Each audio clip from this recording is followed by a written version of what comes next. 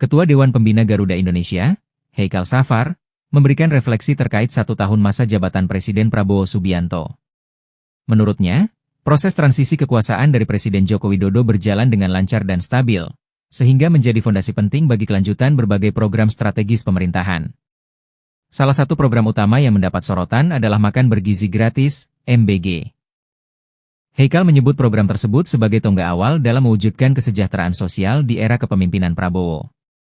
Lebih lanjut, keberhasilan program MBG sangat bergantung pada stabilitas fiskal dan reformasi birokrasi yang efektif.